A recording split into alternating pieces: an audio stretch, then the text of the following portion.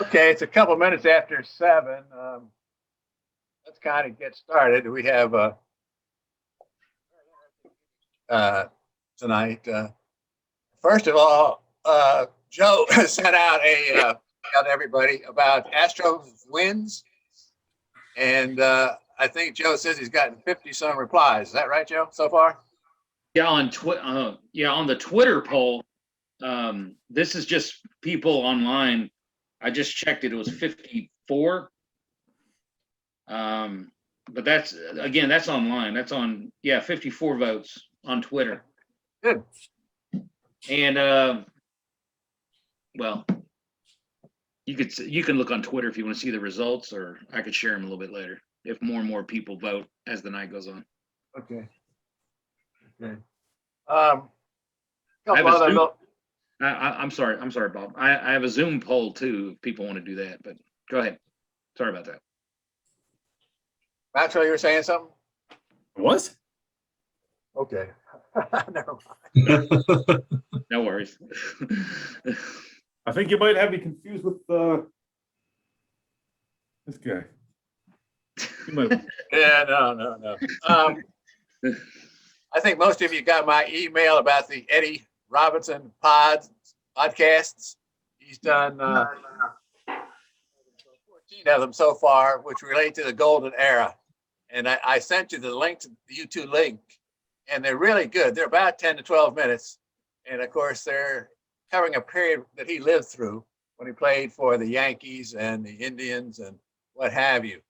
In fact, we celebrated Eddie's birthday a couple of months ago when he turned 100. And my information is he's right now in Arizona with the Indians in their spring training camp. So he's still getting around pretty well. That's pretty excellent. Also, Tom White, who we miss very much, his wife called me and says she's got a number, 42 different baseball registers. If you know what that publication is, it's an annual publication put out by the Sporting News, and she's willing to give them to anyone who might be interested in them. They go back to 1946, and they're not every year, but they're most years all the way up to 2000. So if you have any interest in any of these baseball registers, let me know, and we'll find a way to see if we can get them to you. There may be a little postage involved with that. And Mike, I've got to apologize to Mr. Mike. Mike, you still there? Mike McCroskey? Guess he's not. I'll apologize to him later on. We were talking about spring training sites for the Chicago White Sox, and after our meeting last week, we got into a pretty good discussion about where the White Sox have trained in Texas, and literally they've trained in 5 different cities, including Seguin. So Mineral Wells also. And so I was wrong. He was right, and I was wrong, and I don't like to admit that, but that worked out that way. Right now. McCroskey said he was going to Minneapolis this week. He was on a few minutes ago. He was? Oh, sorry. Yeah, he was on. He was trying. It looked like he was in a vehicle. I couldn't quite tell. Okay. We want to start off tonight with David King. This is the first time I've seen David. We've corresponded back and forth. And David's written a number of books. But one of the subjects he's well versed in is a Hall of Famer that doesn't get a whole lot of publicity. And I thought it'd be interesting. He's a Texas native, and his nickname was Pep. His real name was Ross Youngs with an S. So, David, I'd like you to take the floor, take the stage, and visit with us if you would. Okay. I guess everybody hear me. Okay, I guess. Yes. Okay, good. Bob, it's funny because when you first emailed me, I thought I might have to go back and read this book because it's been a while since it came out. And then I got to thinking about it. I says, no. I researched this book. The research that I did on this book actually took longer than Ross Young's career.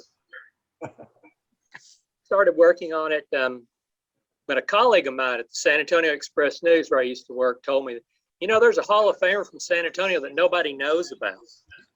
His name was Ross Young. And I said, I've never heard of him. And I guess 18 years later, the book came out.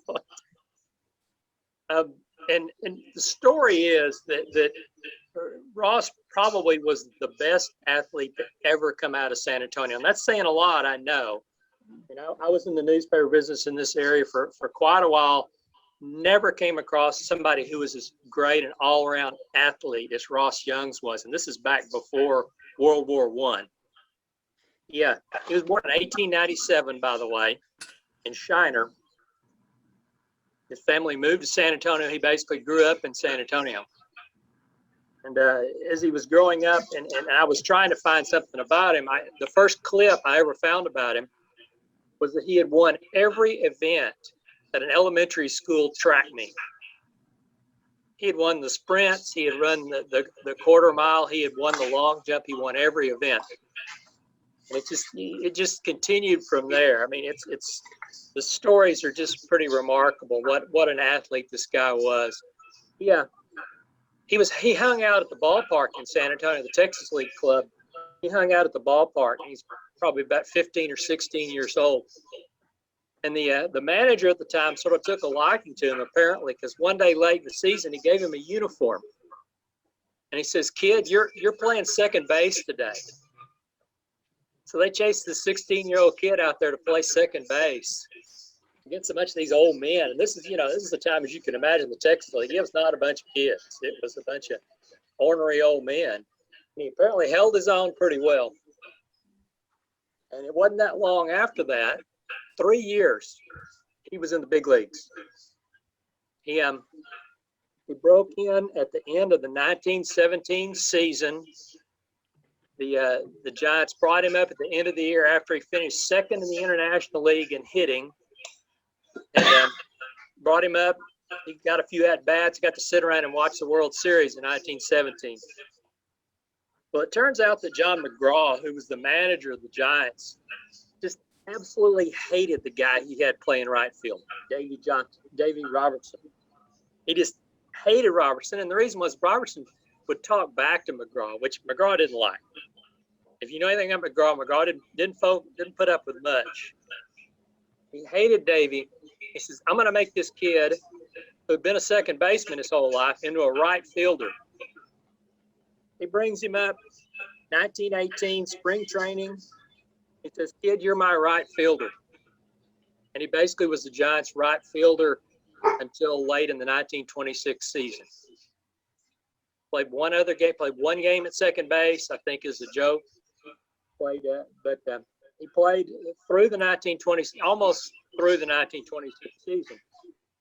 And what's kind of remarkable about this is that I discovered, and he died actually in October of 1927, which is one reason nobody's ever heard of him. He basically contracted strep throat at the end of the 1924 season, late in the season. New York sort of cold and damp in September, and he got strep throat, and of course there were no antibiotics then. So he just they do what they can do for it. He eventually feels better, but what happened is that infection eventually settled in his kidneys, and he was just completely off his game the entire 1925 season, hit his career worst, just said he never felt right. 1926, he seems to be a little better in the spring, but then he starts to sort of lag again. McGraw goes out and hires a male nurse to travel with him. And there was a joke on the club because there was a guy who had pitched for the Giants several years before named Phil Douglas, Shuffling Phil Douglas. McGraw, Phil had driven McGraw crazy because he was constantly running around, getting into trouble, coming to pitch hungover. So McGraw basically hired a detective to stay with Phil Douglas all the time. So Ross joked in the newspapers that this guy, this nurse who was traveling with him, was his handler. to keep him out of trouble. And of course, Ross never got into trouble, never had a drink in his life. But he played enough in 1926 to hit 306, which isn't just, you know, a tremendous average in that sort of lively ball era. But this guy was dying of an incurable kidney disease and hit 306. And to me, that was as telling as anything else about this guy and his career, that, you know, McGraw put him in the lineup. He didn't care if he led off. He led off a lot, but he also hit third. He hit cleanup. He ran him out there. McGraw ran him out there until literally Ross could not run anymore. And he came home in August of 1926, and like I said, was dead just a little over a year later of this incurable kidney infection that, of course, could have been taken care of today with a week's worth of Cipro. So many years passed, of course, you know, and when they first started talking about having the Hall of Fame in the 30s, you know, they had the obvious first few classes, you know, Babe Ruth, those guys. And Ross's name was actually mentioned pretty frequently among those ballots in those first years. And then he sort of slipped down the ballot a little bit and just sort of gradually disappeared until Frankie Frisch, who played with him on the Giants, and actually they had a fist fight the first week that they were on the team together, Frisch and Ross did. In 1972, Frankie Frisch, who was on the Veterans Committee at the Hall of Fame, basically his nominee that year was Ross Young's. It was a pretty notable year at the Hall of Fame, as sure as you know. And it was interesting because the family all went. What family there was, they all went, and they gave them what memorabilia they had. One of the other reasons why it took me so long to write this book is that most of his papers, his letters home, his contracts and things like that were lost in a flood in San Antonio in 1922. So a lot of those materials, a lot of that historical material was just lost.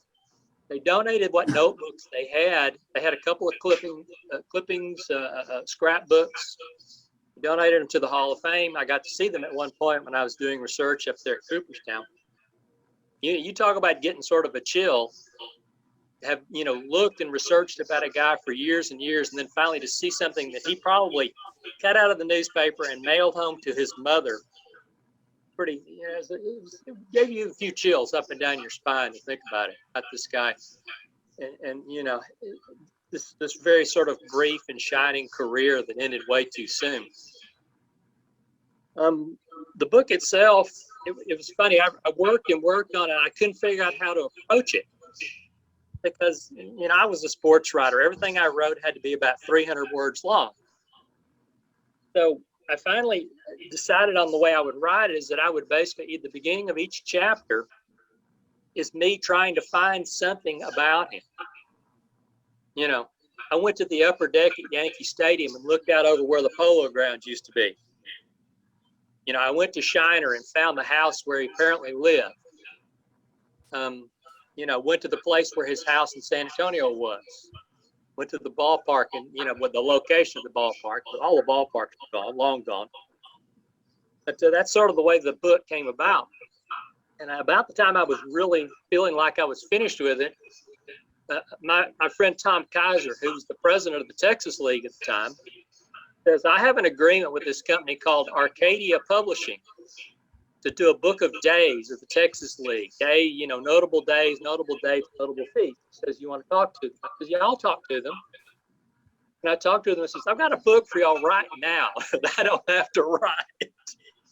It's already written. That I'll send it to you. I've got photos. I've got everything. And that book, the Ross Young's book, actually got published before the Texas League book did. I don't think Tom will ever let me off the hook for that.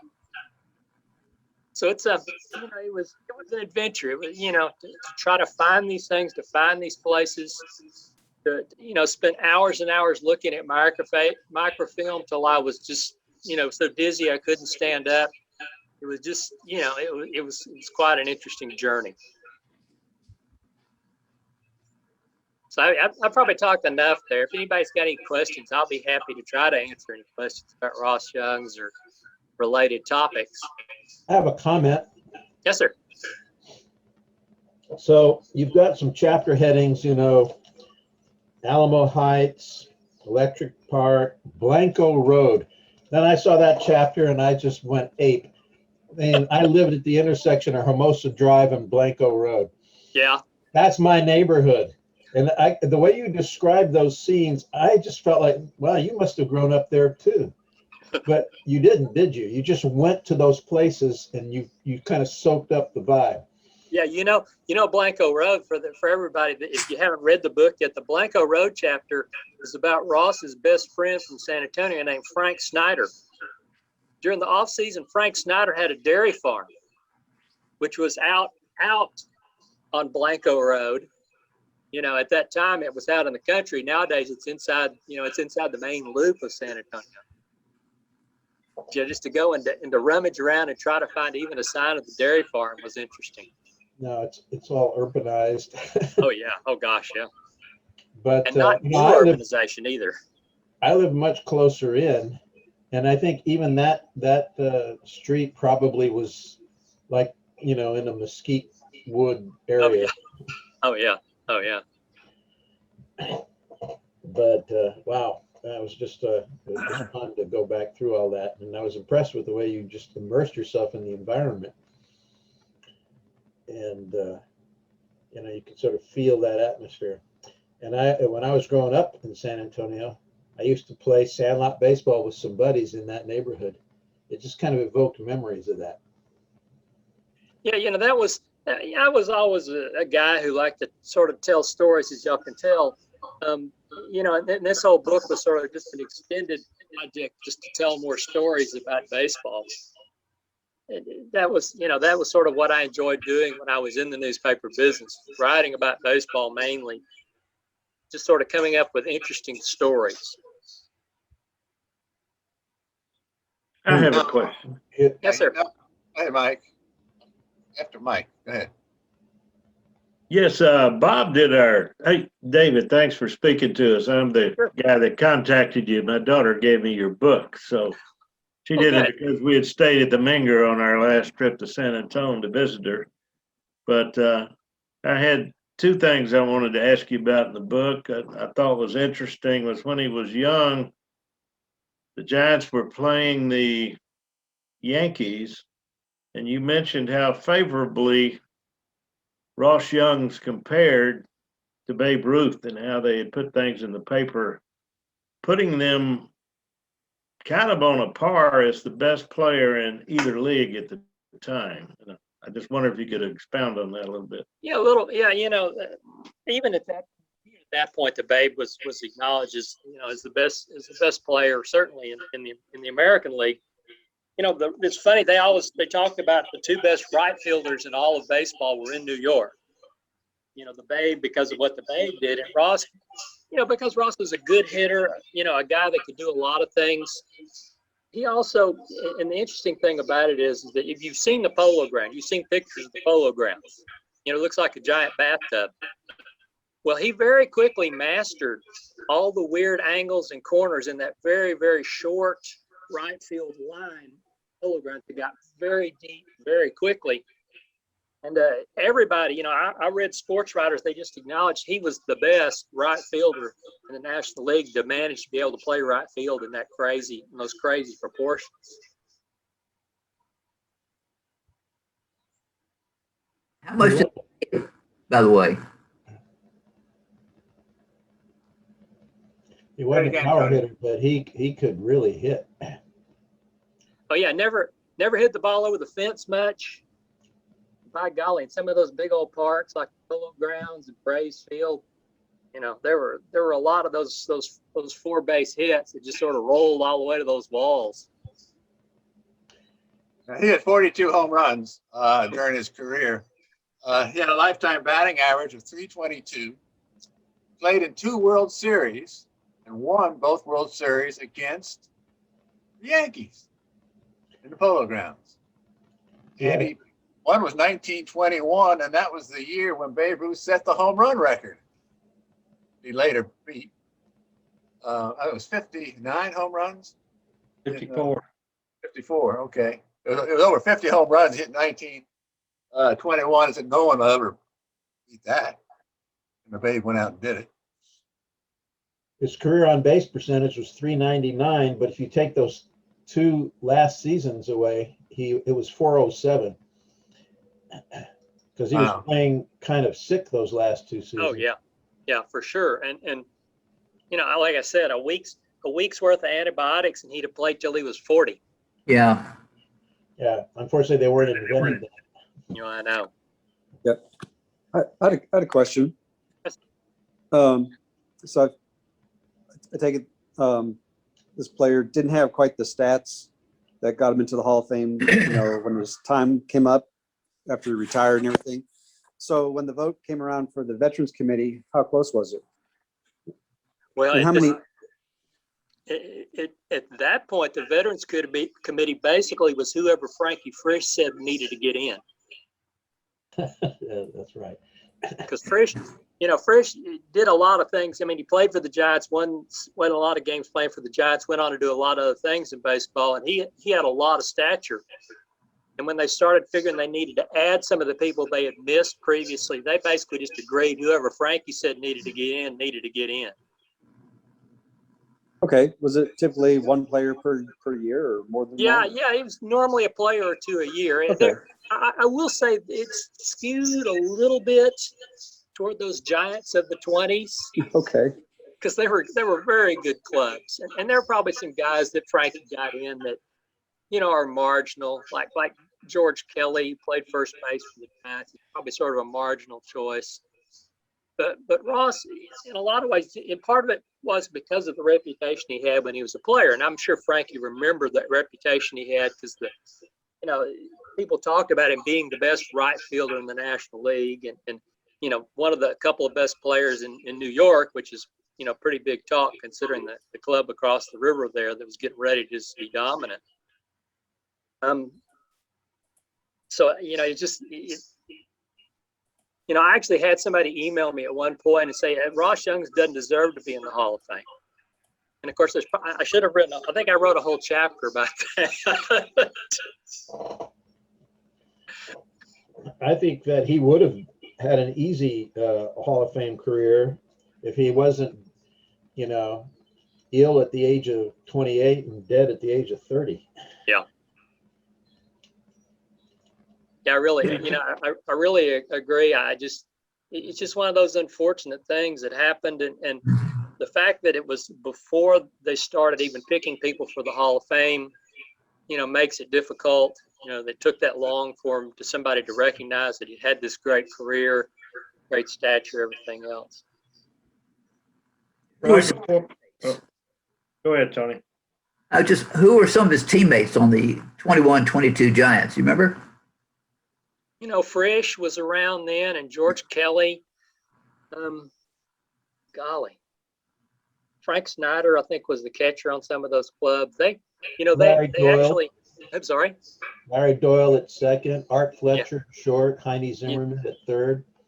Yeah, Zimmerman played for a while. One of the Musial brothers, looks like Irish Musial, maybe was on that one, or his brother was on those clubs. George Burns. George Burns, you know.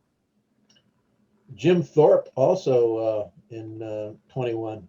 Yeah, very briefly. Yeah, Jim Thorpe was with them with the Giants fairly briefly. You know, McGraw would try anything. You know, McGraw, he tried to disguise one of the best Negro Leagues players as an Indian and get him on his club.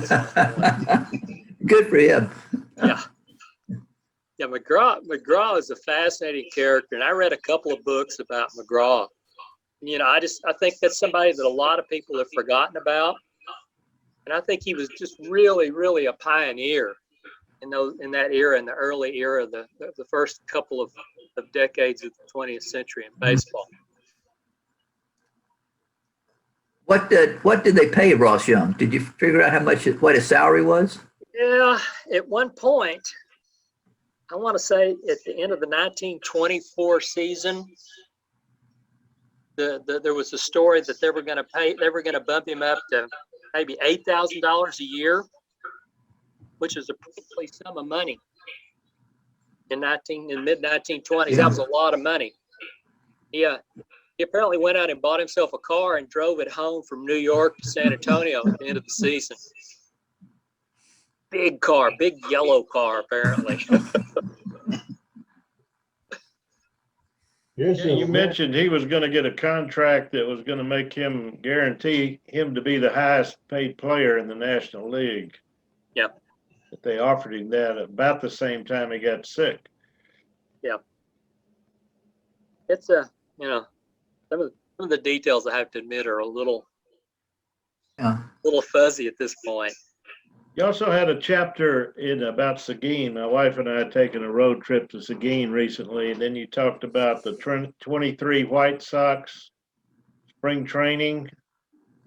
And we had a trivia question in our last meeting about all the Texas towns that had hosted spring training for different major league teams. So yeah, I wanted you to talk about Seguin because it inadvertently got left off the answer list. Oh no. Yeah, Seguin has a great baseball history. I mean, that little ballpark that's there in Seguin by the river, it's probably been underwater several times. That was a spring training home for a couple of big league clubs. Some Negro leaguers, Smokey Joe Williams played in that area, who, was named to the Hall of Fame. Biz Mackey, who was a great pitcher in this area, played in Seguin. He was from that area around Seguin, around Luling. A lot of Mackeys around that area. But Seguin is a place that, I live in New Braunfels, and it used to be New Braunfels and Seguin were about the same size. When I first moved here many years ago, New Braunfels and Seguin were about the same size, and New Braunfels has gotten to be gigantic and cosmopolitan, and got 4 HEBs and 6 Walgreens, and honestly, if I'd had a lick of sense, I'd have moved to Seguin many years ago, and I'd had to put up with all of this. Seguin is still a lot of ways very, a nice small town, manageable size, great baseball town too. Semi-pro baseball for decades and decades in Seguin. That old ballpark, they still play a lot of, adult league, senior league games. I probably grounded out to second base 3 or 4 times at that old ballpark in Seguin. Yeah, so the Giants were world champions and in San Antonio, and the White Sox were training in Seguin. Yeah. Is that your chapter? Yeah, that was a big deal. I mean, they had a parade in Seguin when the Giants came to town. It was just, it was funny to think about these things, but it was a big deal because, you'd never seen these guys before. You'd read about them in the newspapers, but nobody had ever seen these guys in the flesh before. Never seen a big leaguer to save their lives, and there they all are. And it just, and the Giants, I think the Giants probably would have stayed in San Antonio and trained there a long time if John McGraw hadn't just sort of gotten tired of being the manager of the Giants. I think he finally just got so worn out, got tired of it. But they had, the first year that Ross went to spring training with the Giants, they actually trained at Marlin. And I went to Marlin as well, sort of looking for stuff. And, they had a hot spring at Marlin. And McGraw was one of those guys who believed in the value of hot mineral springs and soaking in the spring water. And, there was actually the first Hilton Hotel west of the Mississippi was in Marlin. And the Giants trained there and stayed there at that Hilton. And there actually was a little bit of the spring, just a little dribble of the spring left there. There are so many of these little towns that had spring training for one reason or another. San Antonio had spring training for many years with a variety of clubs until everybody sort of, they decided maybe we just need to up and go to Florida or Arizona where it could, unlike San Antonio where it's 85 today, 2 weeks ago it was 45.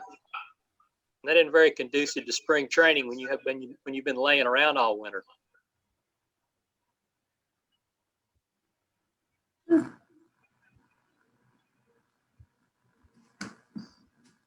Anybody else, as you can tell, I can talk all night. And we're enjoying it, every bit of it. Well, thank Any more questions for David?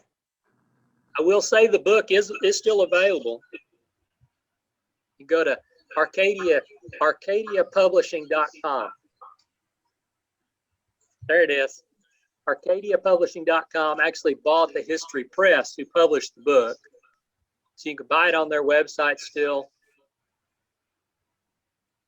Apparently, I can't read it, Mark. What's the name? I gather that John McGraw Oh, really liked Ross Young's, Yeah, he really did. and the the Hall of Fame Almanac. I was just looking at it, meeting here, said that he, after McGraw kept 2 photographs in his office at the ballpark of players. One was Matheson, the other was Ross Young's. So he's deeply affected by both their careers and early deaths. Yeah, for sure. I think part of the deal is with Ross is that Ross was a guy who really didn't have a father when he was growing up. His dad skedaddled when he was pretty young. McGraw turned out to be sort of a father figure to Ross. And older guy, lots of knowledge, sort of took him under his wing. And certainly it had to have hurt McGraw just terribly after Matty had died so young.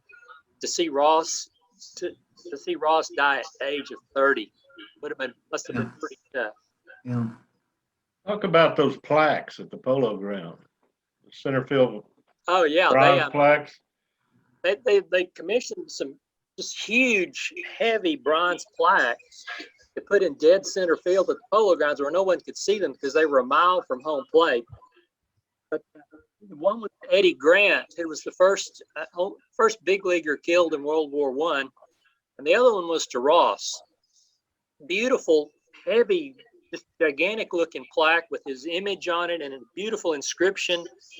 And they had the unveiling. His widow was there. His mother was there. I'm sure they didn't speak to each other. And they had pictures of the unveiling. It was on that wall. I saw it in pictures all the way up until the 60s. And when the Mets moved out of the Polo Grounds, when they tore the Polo Grounds down, the plaque disappeared. This huge brass plaque dedicated to Ross Young's disappeared, and the Eddie Grant one disappeared too. Yeah. And nobody knows whatever happened to them. Hey, if anybody's interested in purchasing the book from Arcadia, I put the link in the chat session. Thank you. Anybody just wants to click on it, it's a pretty good price. Thank you. Yeah, price. Did Arcadia own the History Press when you wrote this, or is that a recent development? That's fairly recently. The book itself, it got published, says History Press on it, but Arcadia bought them out. But just to give you all an idea, I didn't write this book to make any money, and it's a good thing because I hadn't made, hadn't made any money off of it. It's a treasure. As far as I just did it because I felt like it needed to be done. I agree. Thanks for doing it. I really appreciate it. Yeah, me too. I enjoyed the book a whole lot. Thank you very much. Hey, Mike, when you were in San Antonio at the Menger, did you see that picture on the wall of the Yankees and Babe Ruth when they visited there? Yeah, there were 2 pictures of Ruth. It was the 22 Yankees, and then just one of Ruth out in front of the hotel, and then they had another picture of the guy from Detroit that was taken in 27. I'm trying to remember who that was. But yes, I did. Yeah, the Yankees came through San Antonio twice during spring training on barnstorming trips. And my favorite picture of the Babe at the Menger is him one standing there with a hat on and like a beaver coat over his arm. And Yeah, by the front door. But even that team picture, it told you something about the Babe's ego, because they had all the teams spread out. They were shoulder to shoulder, but Ruth was in the middle with his hands on his hips, and his legs were about 3 feet apart, and he was taking up like 2.5 spaces in the middle of that line of players. No doubt who the Babe was in the team picture. You weren't going to miss him. He made sure of that. He was almost dead center too. there's a funny story about one of those times that Babe came through San Antonio with the Giants. They were playing the San Antonio club, the minor league club, and the San Antonio club had an old spitballer. And he bragged before the game, I'm going to strike Babe Ruth out. I'm going to strike him out in one of these spitballs. So he gets in the game, and Babe comes up, and Babe has probably had 3 hot dogs between innings and a beer. And so this guy, he just loads one up. And how those spitball pitchers were, they were very overt about it. He loads one up and throws it up there. And the second he lets go of it, he ducks and turns around because he knows it's not going to do anything. And Babe literally hit the ball over the center field fence, dead center field. They laughed. The players all they laughed their butts off at this pitcher. He had bragged he's going to strike him out with a spitball, and Babe had hit it about 600 feet.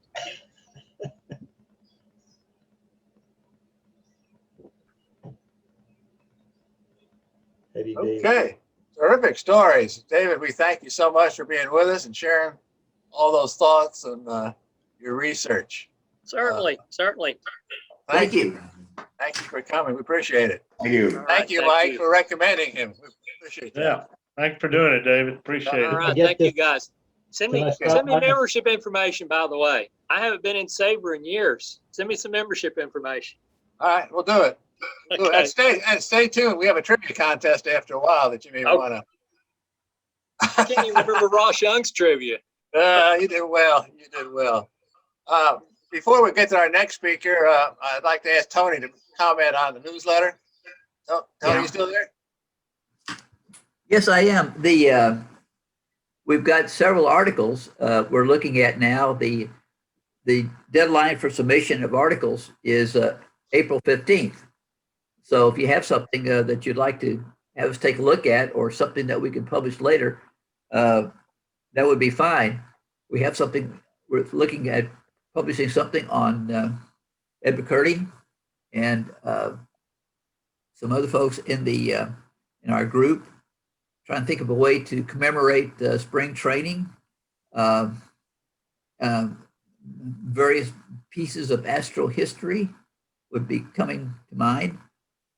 I was thinking with Scott, at some point, we've had a passel of Hall of Famers pass away these past few months.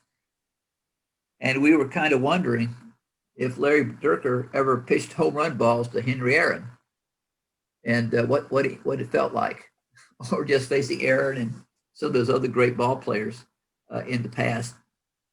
Reminiscences about Don Sutton. Anyway, if someone has something that you would like for us to consider for the newsletter, please let us know. I think we'll have plenty of things to publish and look at, and what editors do is edit. So we'll trim the article down if it needs to be trimmed, just for space purposes, things like that. So I think we're in good shape. You got any old articles, David, that they wouldn't let you publish, that you might like to get published? You don't want to read the ones they wouldn't let me publish. We're also looking for trivia questions and answers. Oh yeah. Okay, yeah. Larry Dierker has submitted an article, just for everybody's information, about Tommy Lasorda. Oh great. About his, I hope you have it. I've sent it to you. I think Anyway, I I think have so. a copy of it if you need it. It's a great article. Yeah, about you what- better send it again. I was looking for it and I couldn't find it. Okay. It's when Larry was in high school. He first met Larry Lasorda. He was a scout for the Dodgers at the time. And shall we say, it was a rather uneventful event. And they talked about it a lot when they met during their careers. Oh yes.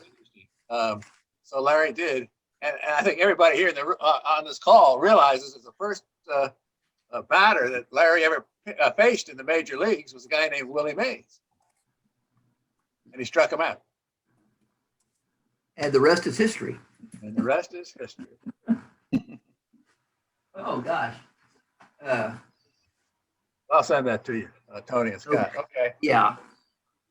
Now let's change pace a little bit. We have another man from way up north. I don't know how much snow he has in Minnesota right now, shaking his head no.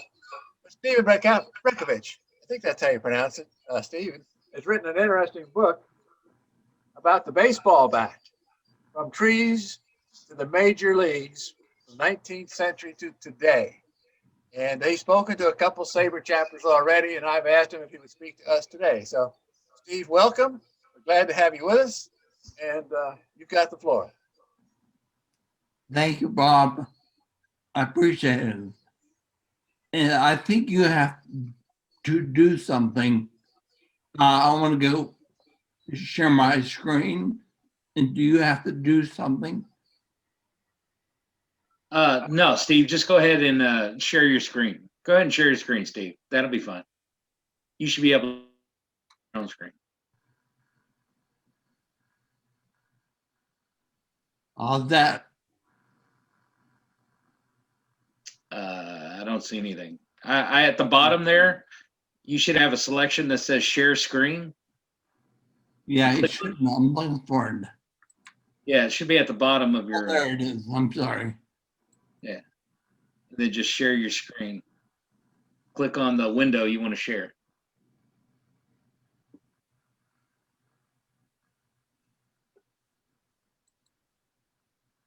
There you go. All right. And, There it is. Is that, can you just say it? It's all you. Got it. Okay. First thing I want to say is I have a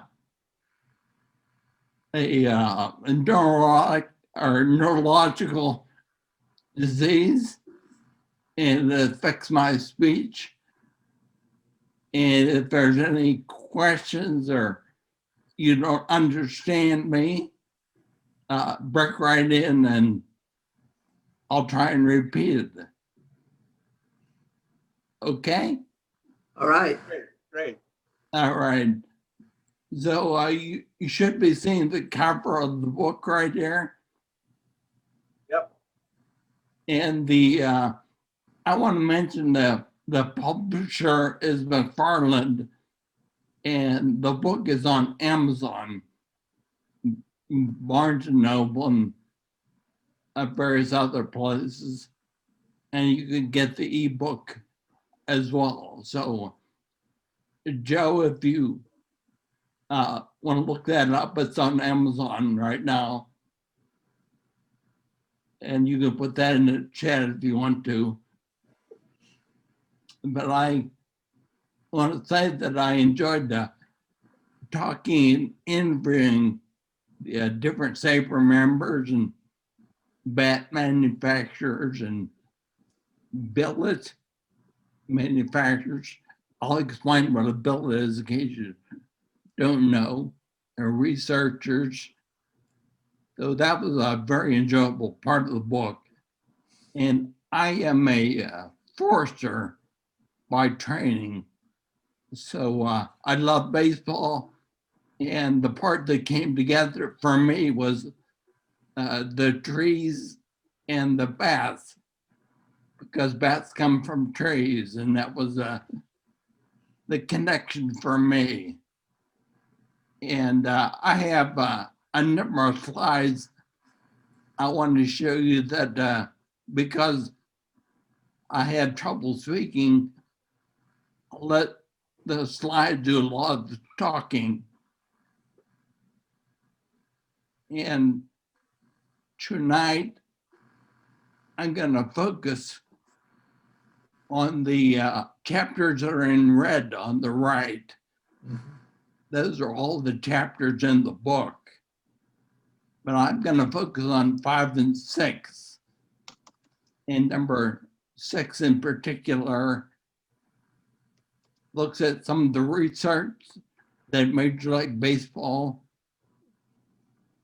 sponsored, and much of that research was done at a nearby USDA Forest Service laboratory. in Madison, Wisconsin. And I knew some of the people that were working there, and I had an interest in the research from the beginning. Most of what I'm going to discuss tonight is kind of the technical chapters. And most of the book is not technical, but I thought that this audience would enjoy chapters 5 and 6 more than some of the other chapters. So I'm focusing on that.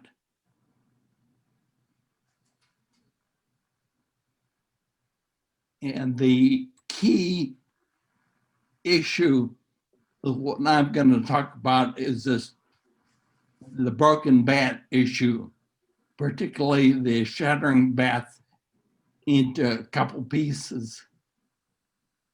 And to understand that, you need to understand some basic wood properties, which I'm going to cover now.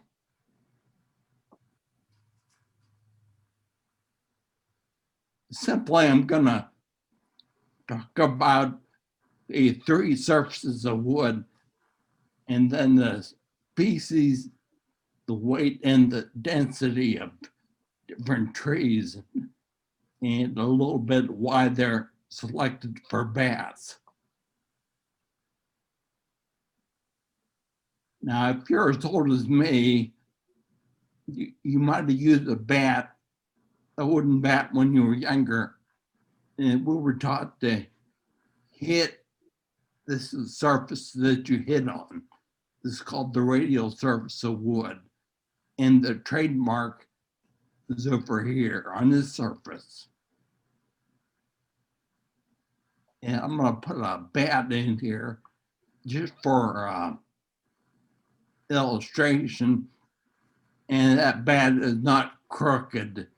It just looks that way because of the photo. But this side A, the radial surface, that's the edge of the bat where you hit the ball.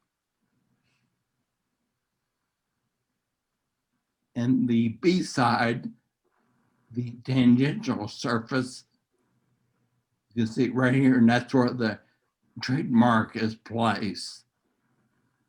And then center of a piece of wood or a baseball bat, you can see the ends of it, like the ends here, similar to if you cut down a tree and look at the stump, you'd see the end of the bat. That's the cross-sectional surface. And for those of you that might find it easier looking at a piece of wood, here are the 3 surfaces on a piece of wood. You can ignore these numbers. This was for something else. But I thought putting this in might be helpful for you. The A surface, this is where we typically would hit the ball. And that's the surface here. And the trademark would be on top, B. Now it'd be the end of the bat handle.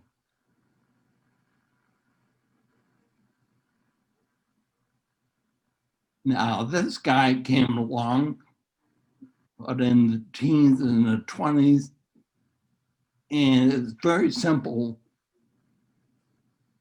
When you think about a bat and the ball, you're trying to put force on the ball. And it's simply an equation, mass times acceleration. And the Babe, he was all about the mass of the bat. He used ash and hickory. Hickory was a very heavy wood. And they said that sometimes Babe, particularly in exhibition games or spring training, he might use a bat it was up to 70 ounces. And that's a lot. Most players today use about in the low 30 ounces. But the Babe, sometimes he hit as much as he topped, or I should say, topped out at about 70 ounces. That was unusual, but everything was about the mass of the bat for him. And hickory is one of our densest woods, and many of you know that hickory is also heavy.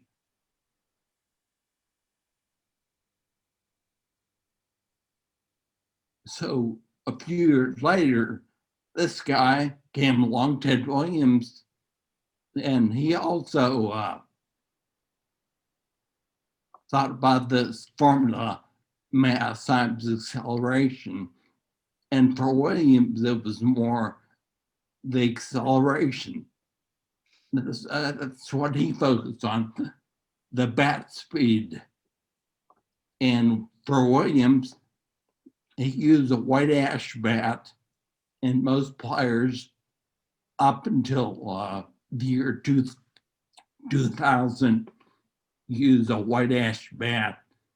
It wasn't as heavy as hickory, but it was a bit more flexible.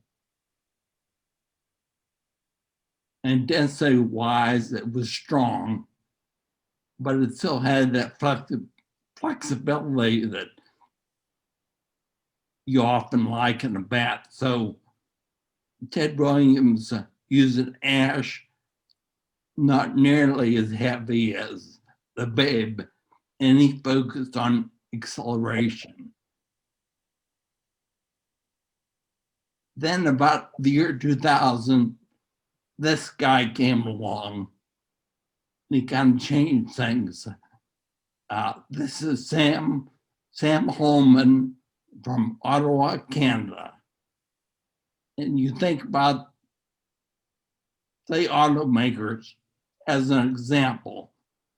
You talk about the big three in automaking, and baseball also had, Hilrich and Brasby, the Louisville Slugger, Adirondack, Spalding.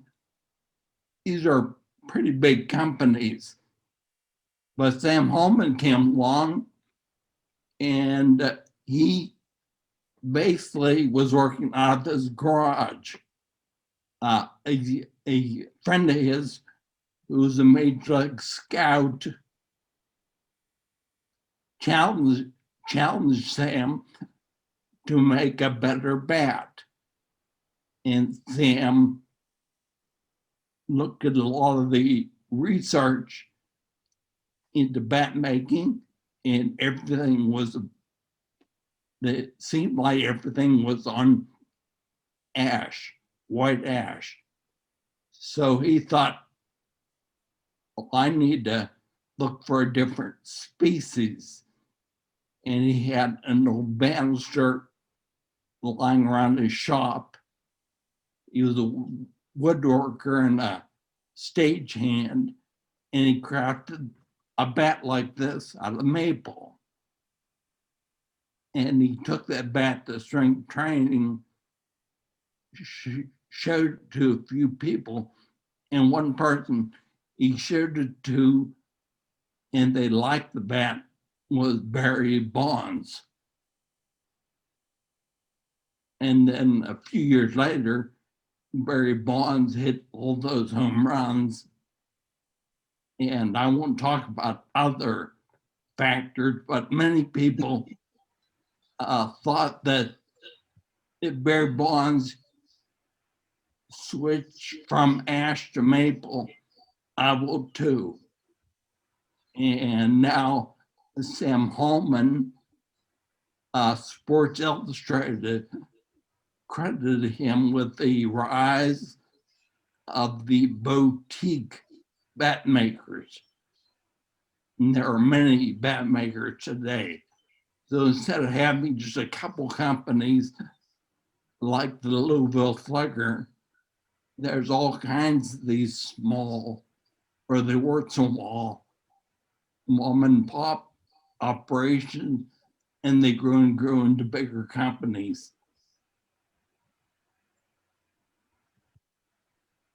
So I'm gonna say a few things about maple versus ash. And this gets back to the shattering of bats into a couple pieces. The maple is what's called diffuse pores. And I'll explain that. But basically, ash is ring porous, so maple is more difficult to see the grain. Now I'll show you a couple pictures of that. Maple is not as flexible as ash, although it is a little bit stronger and harder than ash. So it has something going for it, but not everything. And now we're really getting scientific. So bear with me here. This is a cross section of a tree under a microscope. And if you look carefully, you see these little holes. These are the wood pores. So when you go out in your yard and you water your shade tree, the water and any nutrients you give it go up through these pores, and they run lengthwise in the tree. And you can think of them as straws, drinking straws, or pipelines.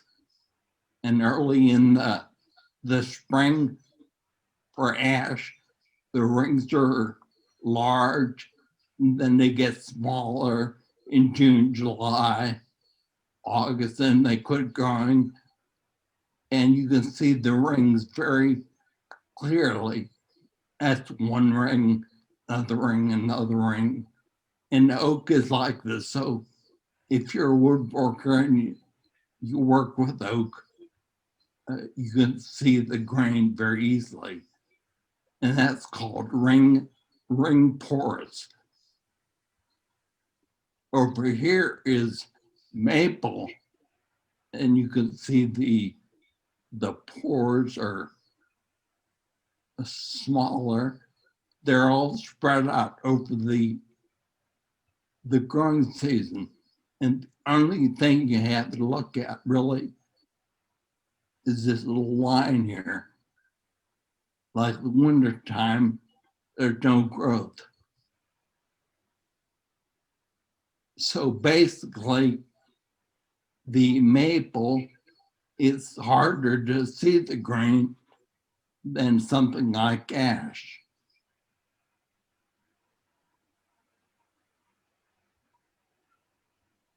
So I'll go back to the slide again. So the maple is diffuse porous. All the little drinking straws are spread out. And ash is ring porous. All the drinking straws, you can see them readily with naked eye. But in the early 2000s, this picture was not from the early 2000s, but this is what happened. You had a lot of flying bats, shattering bats, and Major League Baseball was really concerned because you'd have some of these barrels of bat going into stands. And in the spring and summer 2008, Major League Baseball basically took action, and they formed a study team. And again, that team, the leader of the team was employed by my former employer, the U.S. Forest Service. And the leader was a wood engineer at the Forest Products Lab in Madison, Wisconsin. And the Forest Products Lab has worked on a number of projects that deal with wood or paper. For example, the postage stamps that you just peel off now. The Forest Products Lab worked with the U.S. Postal Service on recycling issues related to those stamps. They worked on wood trusses and various other projects. So Major League Baseball came to them and said, figure this out, what's going on here? And again, I wanted to show that you this. Again, this is a straight grain tree, and I'll say these are what's called billets, B-I-L-L-E-T-S, billets or dowels. And many years ago, many of the bat factories would make these billets. This is what would go on the lathe to make the bat. But now there are companies that just make these billets. But there are 333 on a billet, and they're a couple inches in diameter, and they're about 38 inches long. I wanted to show you that because if you go back to this picture, the straight grain, but if you cut a billet out of it, it's at an angle, and it's maple, you typically can't see that angle. So there were bad billets, consequently bad bats that were creeping into Major League Baseball, and they didn't know it. And that's what caused the shattering into a couple pieces.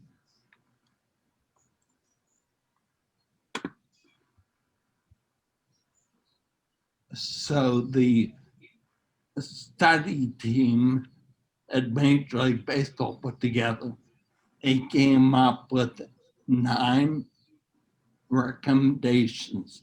They were all adopted by MLB, but the 2 most important ones were what they call slope of grain at that crooked billet or bat, and the other thing was the easy to see grain. So both these things are key in making baseball bats. And one person said, if you have a bat that's not cut straight to the grain, you have a weaker bat. And that was the big issue facing bat makers. And maple grain was hard to see than ash. So again, you had these bad bats getting into MLB. Well, then the next question was, well, if we can't see the grain very well, how are players and others going to know if they have a bad bat? How are we going to identify maple and the other species that is up and coming is yellow birch? And maple and yellow birch are both diffuse forest species. so you can't see the grain that well. So what they did, they put the dot before you paint the handle of maple or say yellow birch bat. You have to put a little sticker so when you peel it off, it's not painted. And then in the middle, the very middle, you put an ink dot or dye, and that dye or ink will wick or bleed with the grain. And then you can tell right away if you have a bat that's not straight grained. And if you look at this picture and you look at the arrows here, you can see the ink that is bleeding or falling in the grain. And if it's determined, they have a gauge, and if it's more than 5 degrees crooked, it's automatically quality bat, and they kick it out. And they probably sell it to people like us, but not in the major leagues. It has to be within 1 to 20 is the ratio, which is 5%. And that's how they can tell.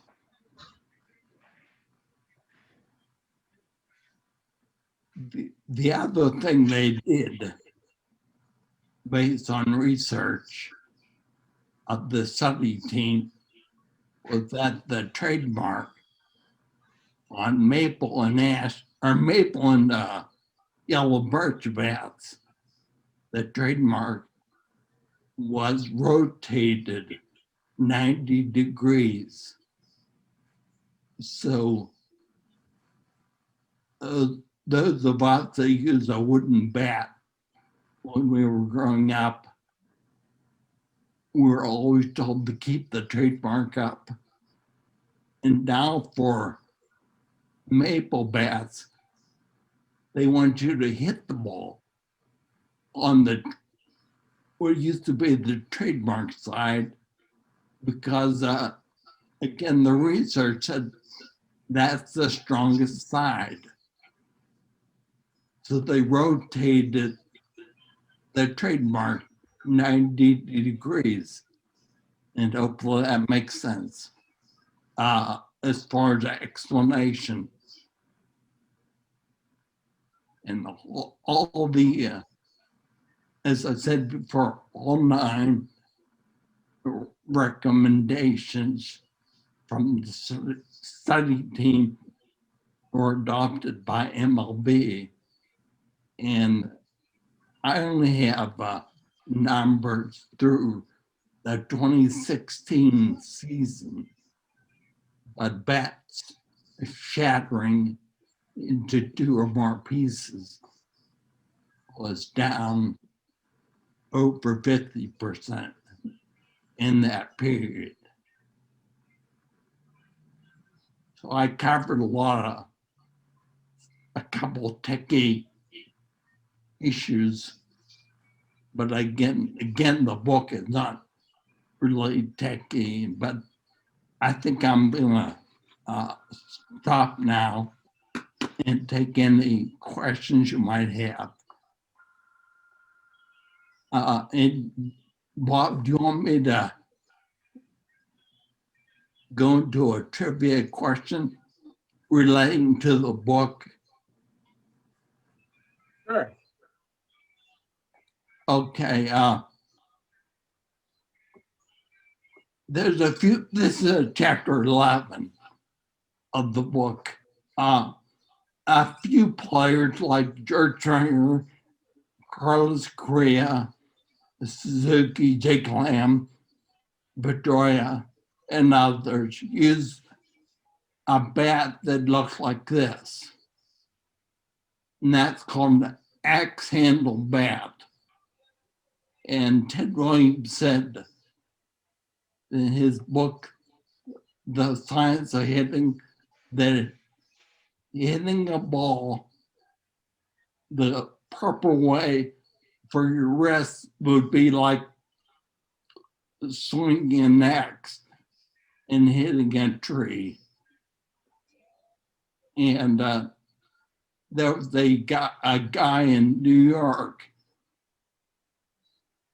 that he was chopping wood and he was thinking about swinging a baseball bat.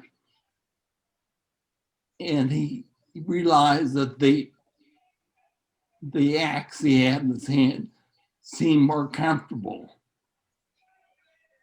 So here's a whole look at a bat, and there's that dot. Yep. And that's the axe handle. So this is possibly a future bat. In all or many bats in Major League Baseball might look like this. And maybe they will, maybe they won't, but there is a player, a well-known player, that uses this axe handle bat. That's my trivia question. It's not one of the ones I mentioned. George Oh. Springer used to use it. Pardon me? George Springer had one like that. Yeah, so it's not any of these guys. Oh, he's on the list. Okay. He's on the list. But there's another well-known player that uses a bat like this. And I'm wondering if anybody knows who that is.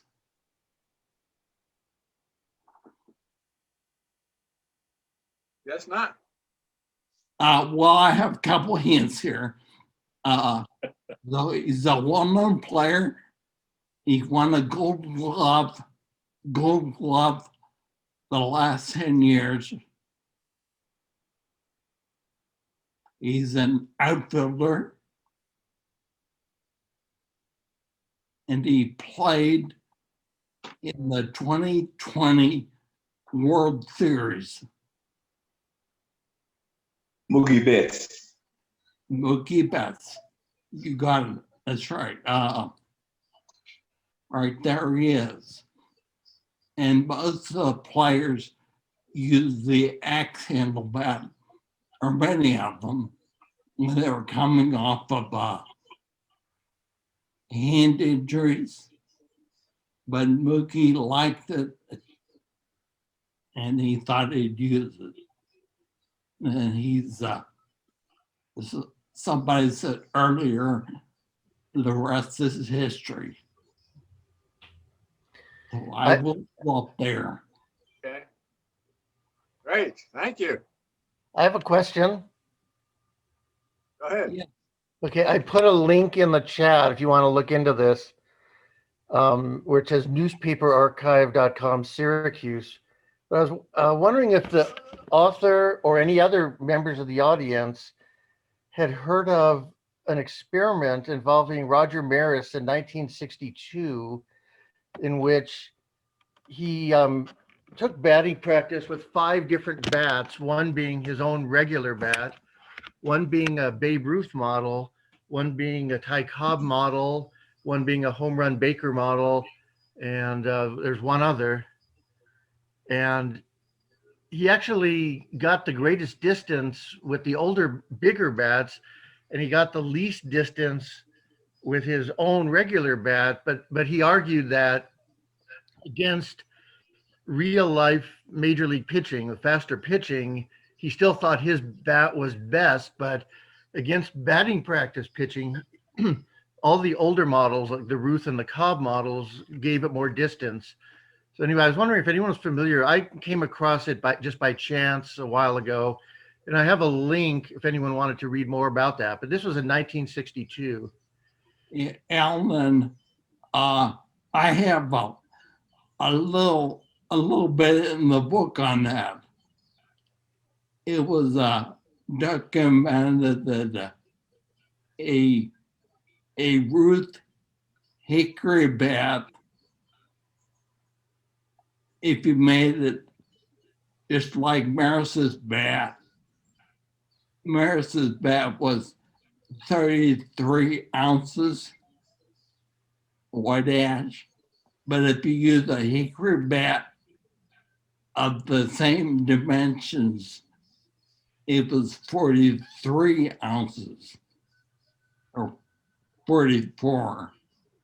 So it was more than 10 ounces.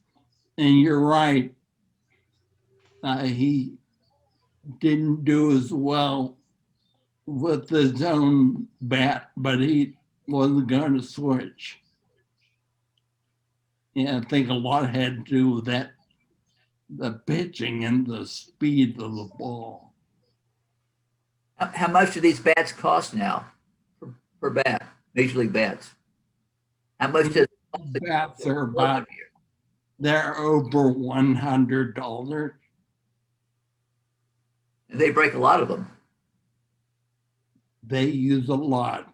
Oh boy. There have been some players that have, in the old days, long ago, Ed Roush, players like that, they might have used one bat for a whole year. I think Derek Jeter ordered over his career something close to 4,000 bats. Wow. My goodness. He had bats that he used for batting practice games. And then over the years, he's kept ordering bats, and he had quite a few.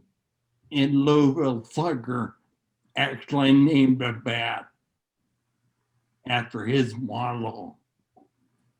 Are all Major League bats manufactured in the United States? No, there are, right now, there are, I think, 8 or so wood species that have been approved by Major League Baseball. And one of them is a Japanese ash. And there are Japanese manufacturers. You have to be approved by Major League Baseball. And right now there's something like 30 companies that have been approved. And that includes a few out of the country. Thank you. I have a question. Are the handles any smaller than they were in the past because people wearing batting gloves all the time? And I've kind of a pet theory that maybe the bats are breaking because the handles are narrower and because to accommodate the batting gloves. Is there any truth to that, or any does that have legs? Well, I don't know about batting gloves, but I do know that maple is heavier than ash. And to compensate for the heaviness of maple, you have to have a thinner handle to swing it fast. So many people have argued that that's one of the reasons that bats are shattering, because of the thinner handles. I don't know about that batting gloves. But you can verify the thinner handles cause more bats to break. Yes, they did. But the big question or the big issue was that slope of grain. You couldn't see it in maple. So maple may have had thinner handles, but because you couldn't see slope of grain, you had a double whammy. You had thinner handle, and you had essentially a crooked crooked bat.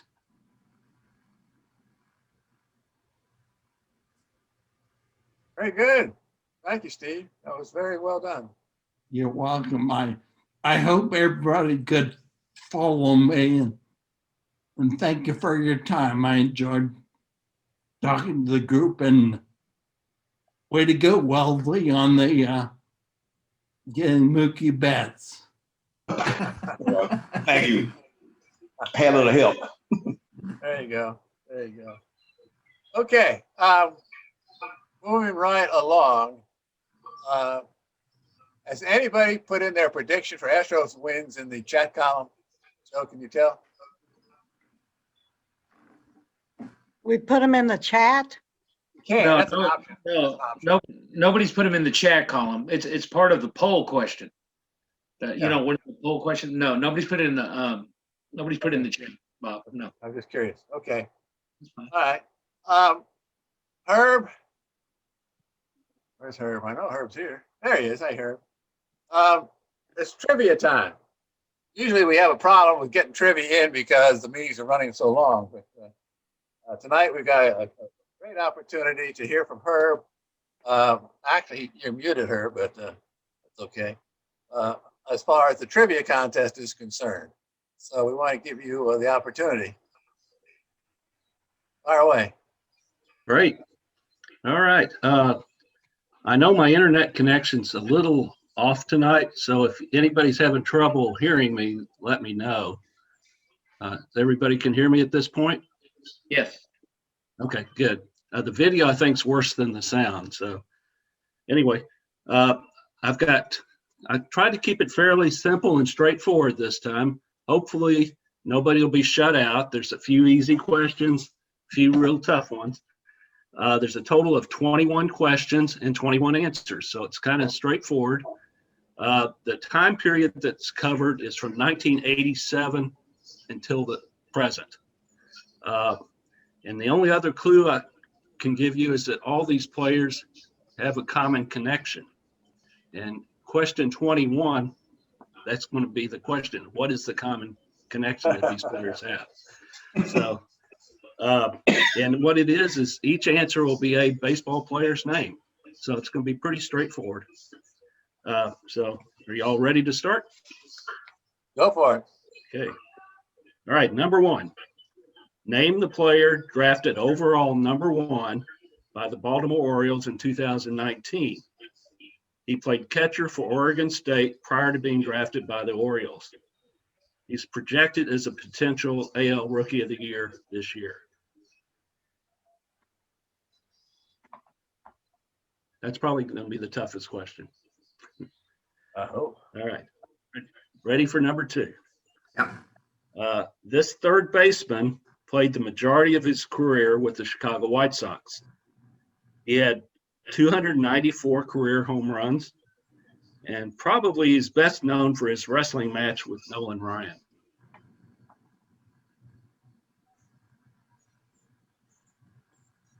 Okay, number 3.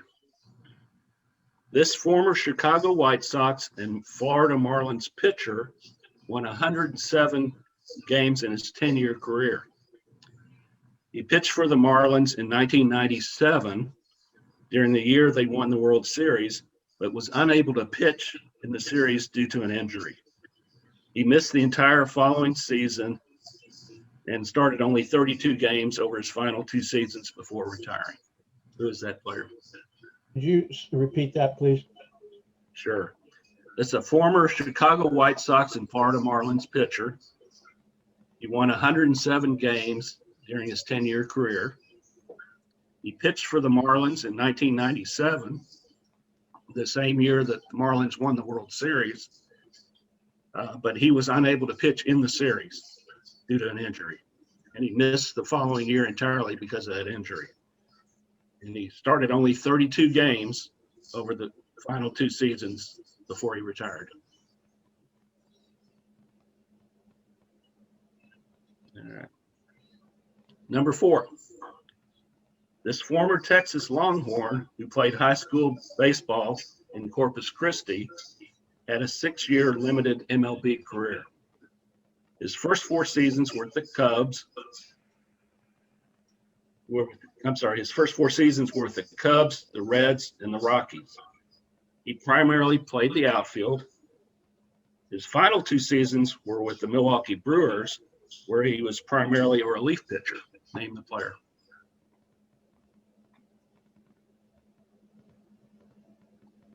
Number 5. This 5-time All-Star played his entire career with the Colorado Rockies. He played quarterback at the University of Tennessee, the other UT, and he was replaced by Peyton Manning after suffering a knee injury during his college football career.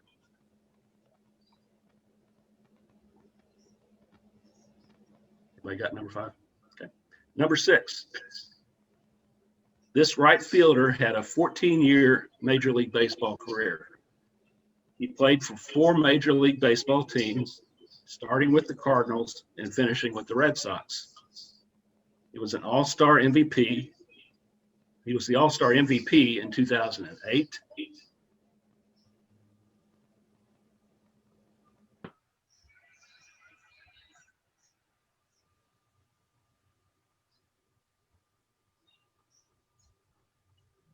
Okay. Number 7. So we lost you, Herb, We lost the audio there. at the end of number 6. Go back to 6 again. Yeah. 4 teams, Okay. Red Sox, somebody, and then you cut out. Okay. He had a 14-year Major League Baseball career. He played for 4 Major League Baseball teams, starting with the Cardinals and finishing with the Red Sox. He was the All-Star MVP in 2008. He was part of the trade to the Atlanta Braves for 3 players, including Adam Wainwright.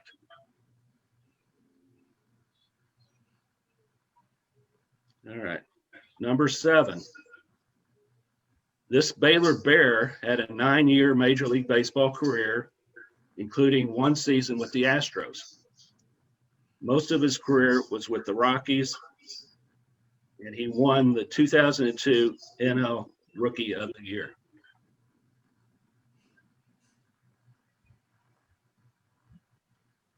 Number 8.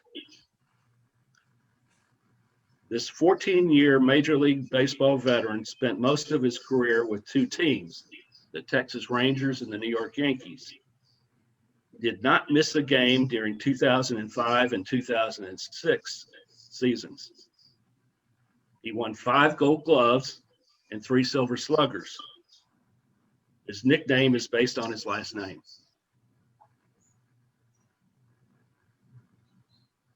Okay. Ready for number 9? This Cub played only 5 Major League Baseball seasons, all with the Cubs. He played college ball at Vanderbilt and Southern California. His best season was in 2003 when he won 18 games at age 22. Name the player. Okay. Number 10. This Jaguar played 14 years of Major League Baseball, mostly with Milwaukee. He was a second baseman with the Brewers, and he played in the 2011 All-Star Game. He had a career batting average of .246, but his postseason batting average was a mere .133. He never played in the World Series. Name this player. Okay, number 11. This Cornhusker played his entire career with the Kansas City Royals and retired after the 2020 season. He won 2 Platinum Gloves and 8 Gold Gloves as a left fielder. Name the player. Number 12. This University of Houston Cougar played high school ball at Brazoswood High in Clute, Texas. He won 9 games over his 5-year career. He played for 3 Major League Baseball teams, with his best seasons with the Pirates and Blue Jays. He was the 4th overall pick in the 2006 amateur draft. Name the player. Okay, I think they're going to get a little easier from this point forward. This Vanderbilt pitching star opted out of the 2020 season. He's currently with the Los Angeles Dodgers. He had a 12-year Major League Baseball career through 2019. He's played for the Rays, the Tigers, and the Red Sox previously to this year. He won the Cy Young Award for 2012 when he won 20 games. Name the player. Number 14. This San Francisco Giant catcher was the 2012 National League MVP. He also opted out in 2020. Name the player. Number 15. This player was drafted as the overall #1 draft pick in 2009. He was a World Series MVP, and he, as just for information, a hint, he left a preseason game earlier this week with an injury. Okay. Number 16. This was a first-round draft pick out of Rice. He currently plays with the Los Angeles Angels. He's had 5 postseason home runs, 2 in the World Series. Name the player. Can you repeat that? Number 17. 16? Okay. Yeah. He's a first-round draft pick at Rice University. He currently plays with the Los Angeles Angels. And in his career, he has had 5 postseason home runs, 2 of them in the World Series. Who's named the player? All right, thank you. Okay. Number 17. This player is an 8-year Major League Baseball catcher that has played only in 1 postseason. He has spent most of his career with the Seattle Mariners. His career batting average is right at the Mendoza line. In other words, 200. He's a pretty decent power hitter. He's had 108 home runs, and he's known primarily as being a good defensive catcher, but he's never won a Gold Glove. Name this player. Number 18. This Torero has played his entire 6-year Major League career with the Chicago Cubs. He's primarily been the team's third baseman, but he's played a significant amount of time in the outfield. He barely missed out being a unanimous MVP in 2016, getting 29 of the 30 first place votes, with only Daniel Murphy getting the other vote. Name this player. Okay. Number 19. At the University of Kentucky, he led the nation with 23 home runs. He also won 12 games as a pitcher that year. His total Major League Baseball career spanned 4 years with the Houston Astros and the Chicago White Sox. He only played in a total of 62 Major League games and retired at the age of 26. Who is this player? And number 20, this Clemson Tiger was drafted. 19 again? Okay. This player attended and played for the University of Kentucky. He led the nation 1 year at Kentucky with 23 home runs and also won 12 games as a pitcher that year. His total Major League Baseball career spanned 4 years with the Houston Astros and the Chicago White Sox. He played in a total of 62 games and retired at the early age of 26. Name this player. And finally, number 20. This Clemson Tiger was drafted in the first round by the Astros.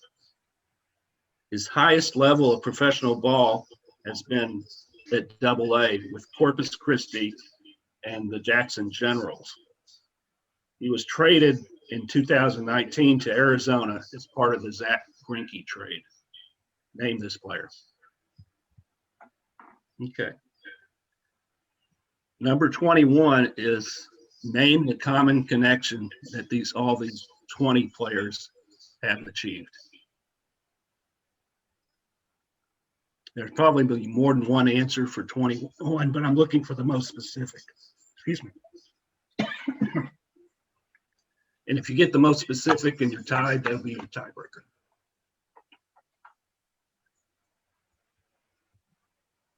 And that's the quiz.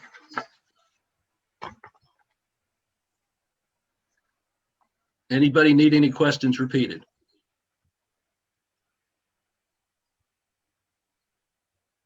Number 9 and number 12. Okay. Number 9. The Chicago Cub played only 5 Major League Baseball seasons, all of them with the Chicago.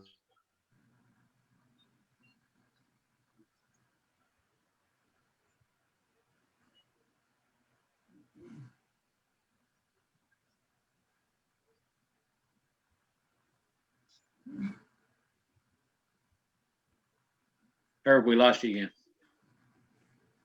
Oh, okay. You want me to repeat number 9? Yeah. Yes. Which two did Mike want? 9 and 13? 9 and 12. 9 and 12. Okay. 9 again it's the Chicago Cub who played only 5 Major League Baseball seasons, all of them with Chicago. He played college ball at Vanderbilt and Southern Cal, USC. His best season was in 2003 when he won 18 games at the early age of 22. Number 4. Let me do number 12 first. This University of Houston Cougar played high school ball at Brazos Wood High School in Clute. He won 9 total games in his 5-year career. He played for 3 Major League Baseball teams, with his best seasons with the Pirates and Blue Jays. He was the 4th overall pick in the 2006 amateur draft. And did somebody want number 4? Yes. Okay. This former Texas Longhorn played high school baseball in Corpus Christi. He had a limited 6-year Major League Baseball career. His first 4 seasons were with the Chicago Cubs, Cincinnati Reds, and Colorado Rockies. He primarily played the outfield with those teams. His final 2 seasons were with the Milwaukee Brewers, where he was primarily a relief pitcher. And number 5. Number 5, okay. This 5-time All-Star played his entire career with the Colorado Rockies. He also played quarterback at the University of Tennessee, the other UT, and was replaced by Peyton Manning after suffering a knee injury. Name the player.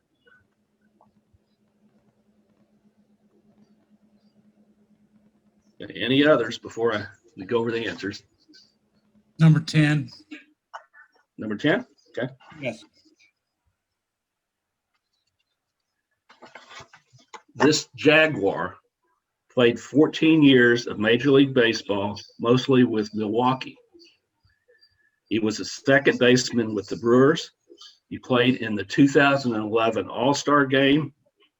He had a career batting average of 246, and his postseason batting average was a mere 133. He never was able to play in a World Series. Name the player.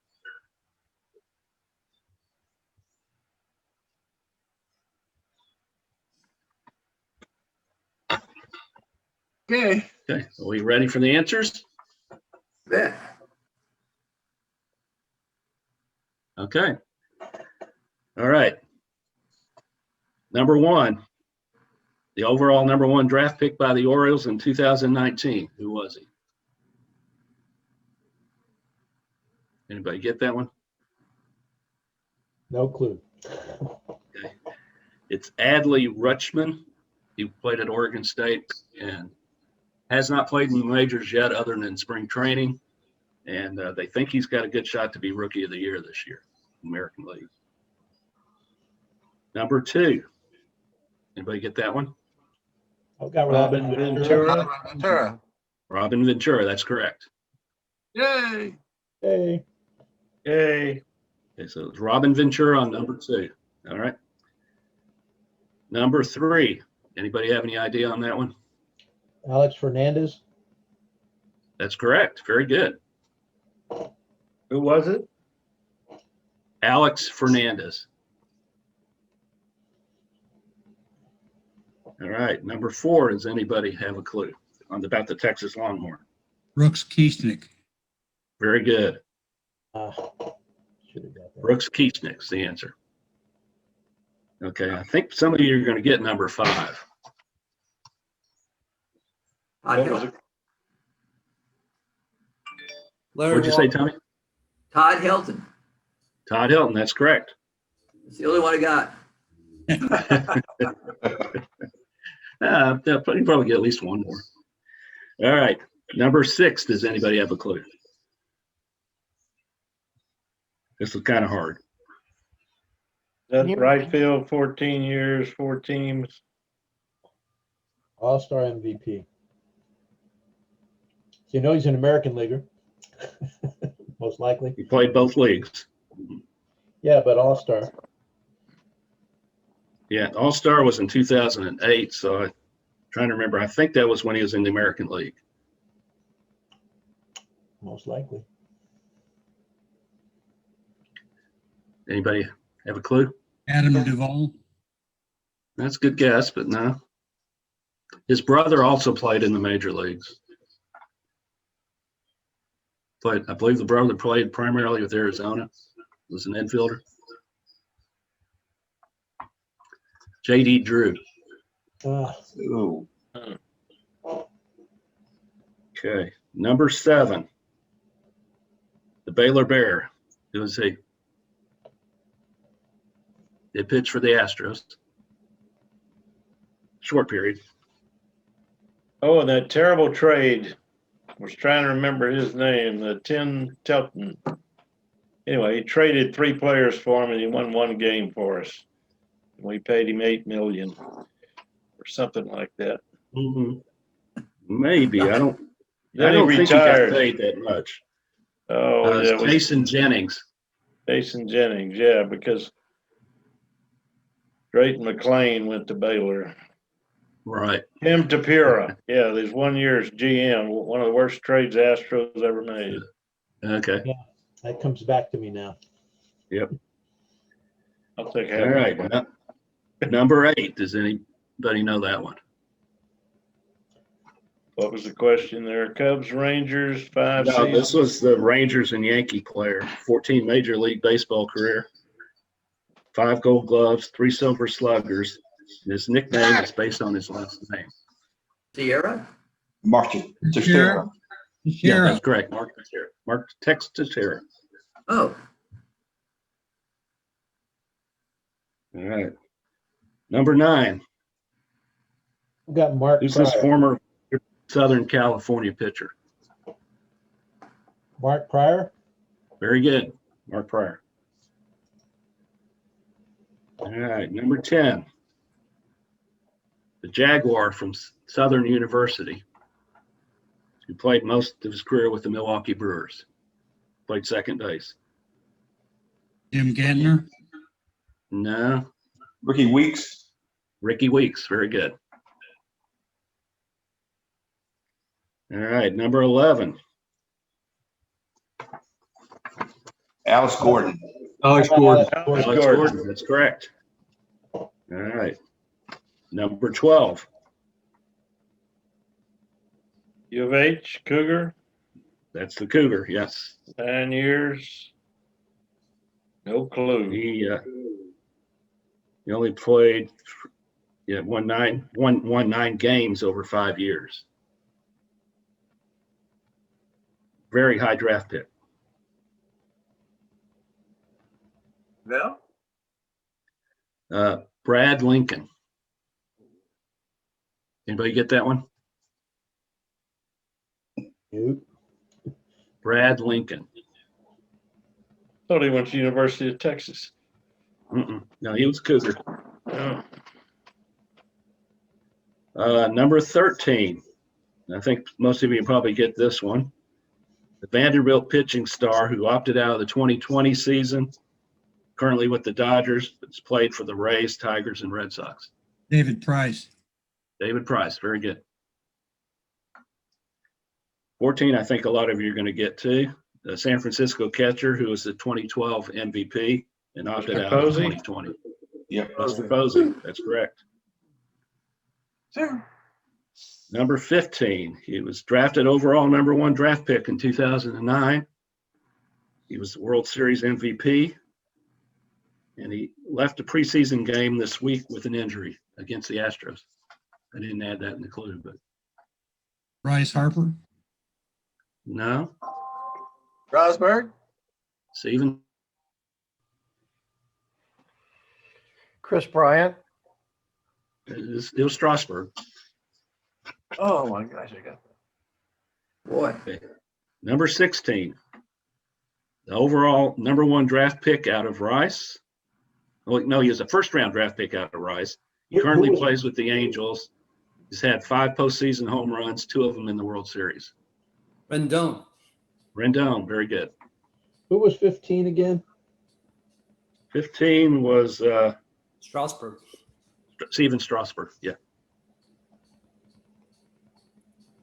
Okay, number 17, 8-year MLB catcher. He spent most of his career in Seattle, and he played in the World Series last year. That wasn't a clue I gave you, but Mike Zunino. Mike Zunino, very good. His name? Mike Zunino. Mike Zunino, catcher. Number 18, is Torrero, referring to University of San Diego. Chris Played Bryant. his entire Chris Chris Bryant? Bryant. Chris Bryant, that's correct. Okay.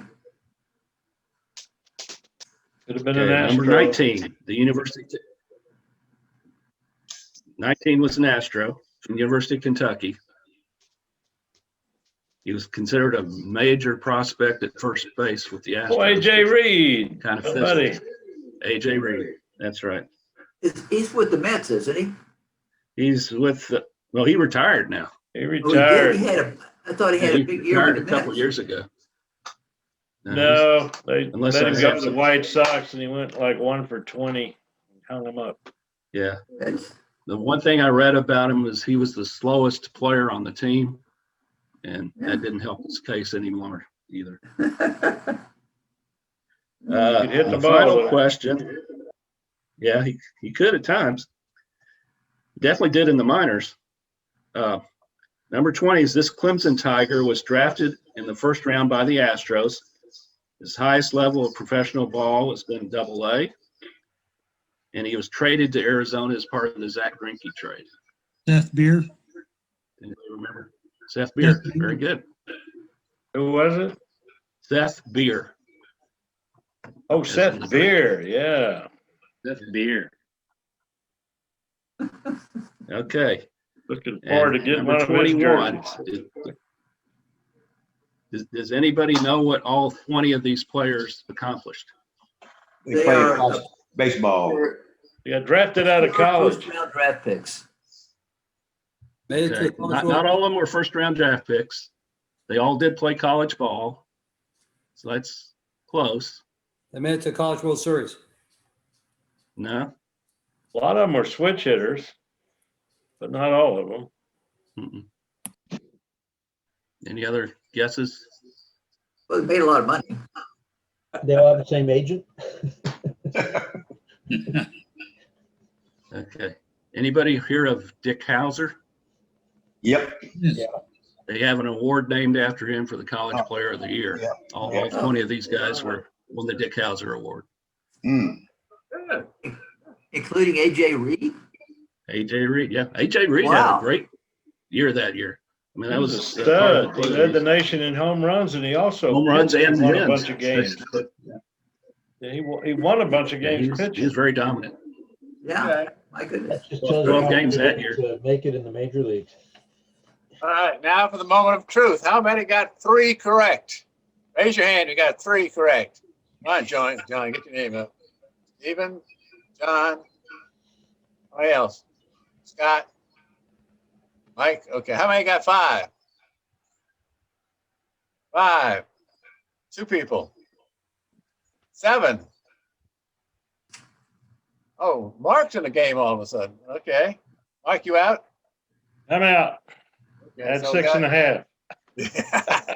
All right, 8. John. Congratulations, John. Looks like you got it. I got lucky. Oh, you weren't lucky. Those are some tough questions.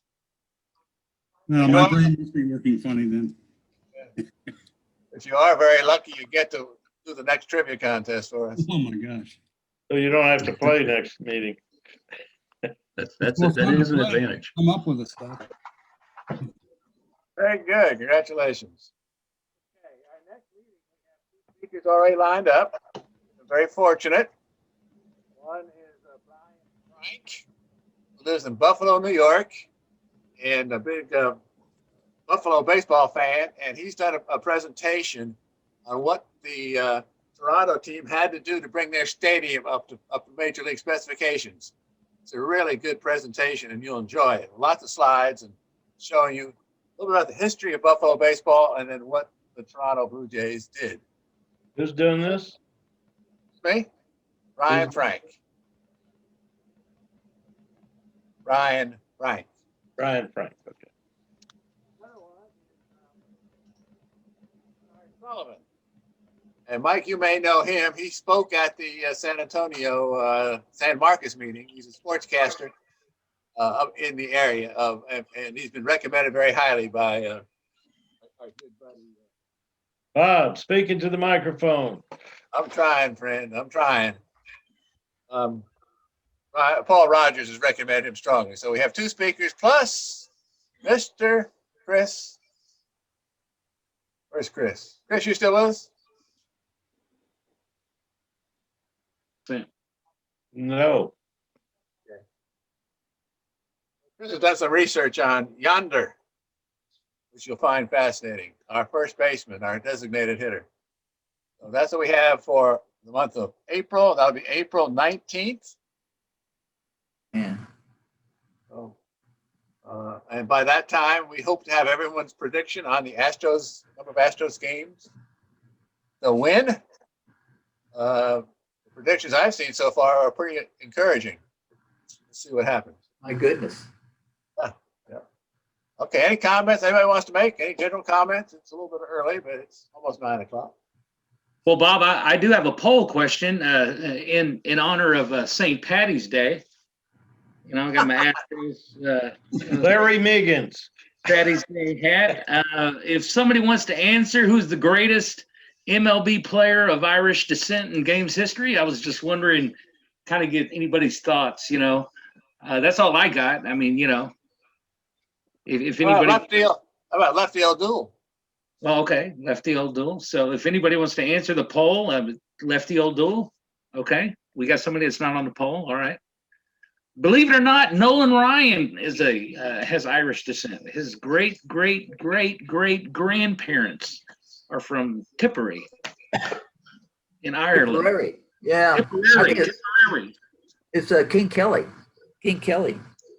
Well, Kelly was great. Yeah. Yeah. He's still remembered even now, today. Oh, he's been out of baseball for about 150 years. Yeah. Yeah, Mike. I would go with Kelly. Yeah, Kelly. They wrote a song about him, and Slide Kelly Slide. Slide Kelly Slide, and he would steal first base. So who'd you say, Bob?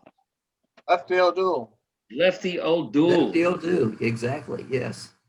There is a irishbaseball.org where you can find out all this cool stuff. We have to pick from this list?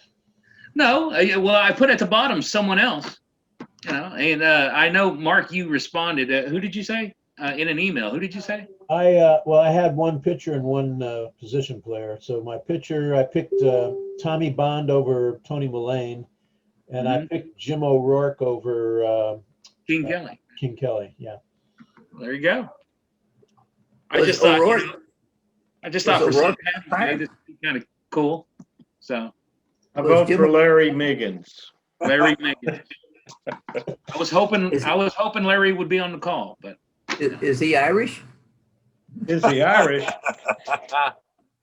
Is the Pope Catholic? here, let me Call Larry on the telephone and get Kathleen on there, and she'll tell you an Irish joke every time. Yeah. there you go. You guys can probably see the results now. Larry is a member of the Hibernia Guards, and he goes to some cemetery every year for the last 50 years to celebrate St. Patrick's Day. I don't know if he made it this past year, can make it this year because of his health, but he's got some big Irish thing he goes to all the time. So, Mike, I remember a long time ago, it was Bill McCurdy's birthday or something like that. You shared the story with the spiked bat. You know, was that you that shared that story? Well, that was that book that Maxwell Cates had us read about Liam McCurdy, the dragon slayer, the myth where he had a bat and killed dragons with a wooden club with 3 nails that had never been used to build a house. And that's what we gave Bill on his retirement party. We gave him the bat and a picture of Liam McCurdy dressed up as what he would be today. And he wore a leather jacket. And Bill liked that bat so much. We had it engraved, Bill McCurdy, Dragon Slayer, and it was 8/28/2017 whenever we gave it to him. And Bill liked it so much, he requested he be buried with that bat, and he was. I'm put it in the coffin with him. Heck of a story, man. All right, that's all I had. Good. Anybody else?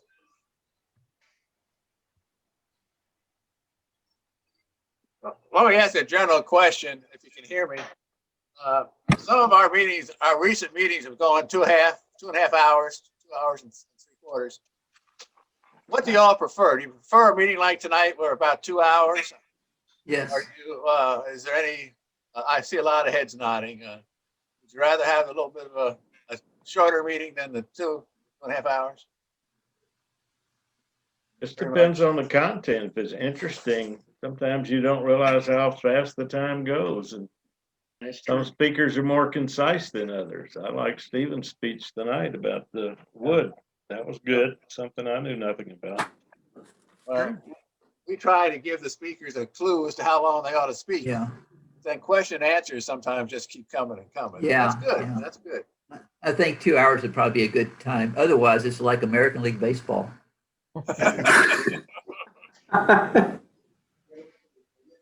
Okay, gents. And Marcia's still here. See, we lost a couple people. I see Brownie left us and a few others. But, and I will talk to Larry Dierker and get that thing to you, Scott. Oh God, somebody, who was it, figured out that Dierker gave up 7 home runs to Hank Aaron. Yes, he could do several columns on how it is, how to pitch to Aaron and how not to pitch to Aaron. All right, everybody. Appreciate you being here. We'll see you in 4 weeks. Thank you, Bob. Great meeting. Thank you, Bob. Thank you. Yeah. Bye-bye. Bye-bye. Thank you. Thanks. Send us a newspaper newsletter suggestions whenever you have anything that comes to mind. Absolutely. Okay, thanks everybody. Bye-bye. Thank you, guys. Hey, Tony, you got to. You guys Yeah. take care. Yes. Hey, did you and Scott get my contribution, the story about Lasorda? Well, we have something from Larry Dierker on Lasorda, where he said he was a human being, which was a plus. No, my story about how Lasorda in the long Astros game that lasted half the night. It was Oh, the boy. day after. It was the day after I graduated from high school. Oh, I my. remember it. I remember the story. Yeah, yeah, Hey, would you shoot it over to us again? yeah. Y'all asked for something at the last second with the last newsletter, and we decided. Okay, that'd be great. Yeah. Yeah, I'll send it back to you again. Thank you. Hey, thanks, Bob. Thank you. Thanks, Joe. Hey, thanks. Talk to you later. Actually, Alan Reifman here. I had submitted that comparison of Joe We have Morgan it. and Biggio, and Yeah. it missed the issue I intended it for, but I think you should have it now for the next one. Okay. Yeah, he's All right. got it. He's got it, Alan. Okay. Okay. Thank y'all. Thank you. Thanks, everybody. Thank you, Alan. Okay, thanks. Bye. Bye bye.